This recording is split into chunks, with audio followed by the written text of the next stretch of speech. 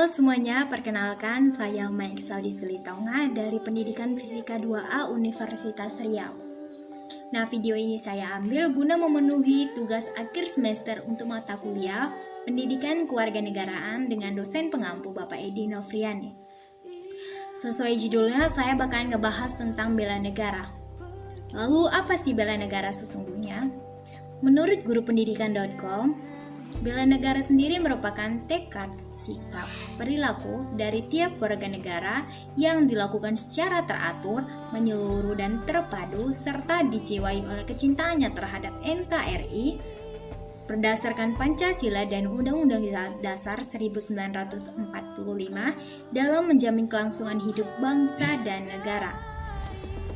Berbicara mengenai bela negara, rasanya kita nggak lepas dari yang namanya pertahanan dan keamanan. Pertahanan dan keamanan sendiri merupakan upaya untuk menegakkan kedaulatan negara, mempertahankan keutuhan wilayah negara kesatuan Republik Indonesia, dan keselamatan segenap bangsa dari ancaman militer dan ancaman bersenjata terhadap keutuhan bangsa dan negara, serta tugas lain yang berkaitan dengan fungsinya sebagai pertahanan dan keamanan. Di mana pengertian ini saya ambil dari pilarnkri.com. Nah, pembahasan salah satu permasalahan yang saya ambil untuk membahas bela negara ini yakni wajib militer atau yang disingkat dengan WAMIL. Menurut teman-teman sendiri, perlu nggak sih diadakan yang WAMIL di Indonesia? Kalau menurut saya pribadi, WAMIL itu tidak perlu diadakan. Sebab seperti yang kita tahu, tidak semuanya masyarakat atau orang di Indonesia yang menyukai wajib militer atau kegiatan militer lainnya. Jika kita hendak melakukan kegiatan dengan dipaksakan atau dengan tidak keinginan kita, tidak menutup kemungkinan bahwa kita nantinya akan melakukan kesalahan-kesalahan, baik kesalahan kecil ataupun kesalahan besar ketika sedang bertugas militer. Lalu dampak-dampak dari kesalahan ini tentu saja akan berdampak pada negara. Entah itu nantinya akan menyebabkan perpecahan atau peperangan. Selain itu, kalau bukan melalui wajib militer, lalu bagaimana kita mengupayakan bela negara? Menurut saya pribadi, meskipun dikatakan pada pasal 30 ayat 1 Undang-Undang Dasar 1945, tiap warga negara berhak dan wajib ikut dalam usaha pertahanan dan keamanan. Tapi tidak selalu kita bisa mencerminkannya melalui militer. Kita bisa melakukan kontribusi tidak langsung dari beberapa cara, salah satunya dalam pendidikan kewarganegaraan. Pada pendidikan kewarganegaraan tentu saja banyak sekali kita pelajari praktik-praktik kewarganegaraan yang bisa menjunjung bahwa kita mencerminkan bela negara.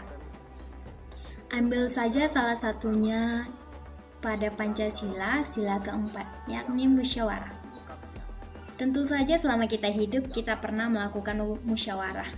Nah, di musyawarah ini tidak jauh dari yang namanya berbagai macam pendapat yang masuk.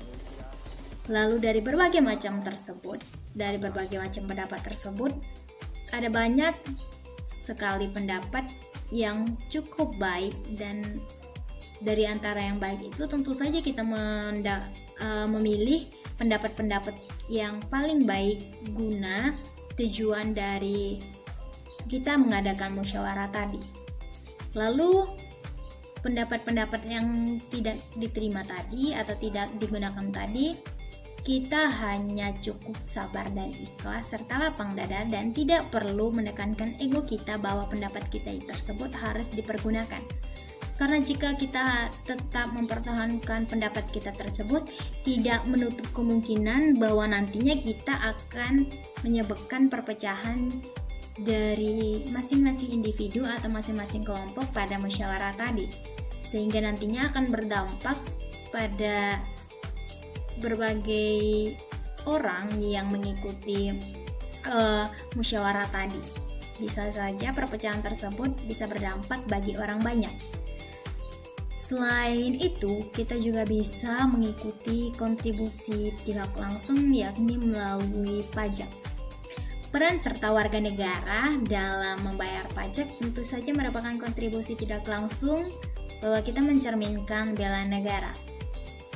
Pajak sendiri merupakan kontribusi besar bagi perkembangan sebuah negara dalam sektor ekonomi, di mana pajak sendiri dapat kita gunakan untuk meningkatkan kesejahteraan masyarakat dan pembangunan dari bangsa dan negara. Tentu saja dana-dana yang kita dapat ini bisa kita pergunakan untuk sarana dan prasarana dari fasilitas-fasilitas umum yang bisa mengembangkan negara kita menjadi lebih baik lagi. Selain untuk perkembangan negara, dana yang kita gunakan ini tentu saja bisa kita gunakan dalam sektor militer tadi. Militer tentu saja memerlukan dana untuk perkembangan pelatihan mereka. Salah satunya adalah membeli senjata. Mereka memerlukan senjata tidak lepas jika mereka tidak membelinya menggunakan dana tersebut. Selain itu, para pelaku-pelaku militer tadi tentu saja memerlukan dana untuk keberlangsungan mereka dalam kehidupan mereka. Contohnya ketika hendak bertugas, mereka tentu saja memerlukan dana untuk membeli peralatan-peralatan mereka ketika hendak bertugas ataupun dalam kehidupan mereka sehari-hari. Lalu selain saya membahas tentang pajak, wajib militer, dan praktik kewarganegaraan, saya juga bakal ngebahas tentang COVID-19. Lalu apa hubungannya COVID-19 dan bela negara? Seperti yang kita tahu, COVID-19 ini menyebabkan sekolah dan beberapa kampus diliburkan. Padahal sekolah dan kampus sendiri merupakan ladang atau tempat berkembangnya wawasan dari anak-anak usia dini hingga dewasa untuk mengembangkan wawasannya. Jika mereka kurang dalam pendidikan, dan otomatis bagaimana cara mereka untuk menjadi penerus bangsa berikutnya jika bukan melalui pendidikan tersebut. Sebut saja tadi seorang mahasiswa. Mahasiswa setiap semesternya pasti akan ada yang namanya praktikum, eksperimen, atau praktik-praktik langsung. Otomatis jika kampus, sekolah, atau beberapa tempat diliburkan, bagaimana seorang mahasiswa ingin mengembangkan praktik-praktiknya nanti?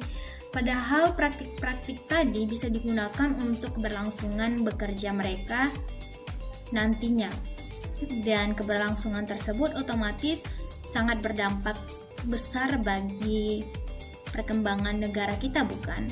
Karena melalui praktik-praktik tersebut mereka akan semakin banyak dan bebas lagi untuk mengembangkan wawasannya. Untuk itu, selama COVID-19 ini masih ada, saya menghimbau dan mengajak teman-teman semua yang saat ini menonton video ini untuk tetap mematuhi protokol kesehatan dengan memakai masker, menjaga jarak, menjauhi kerumunan, mencuci tangan, dan lain sebagainya, guna memutus rantai penyebaran COVID-19.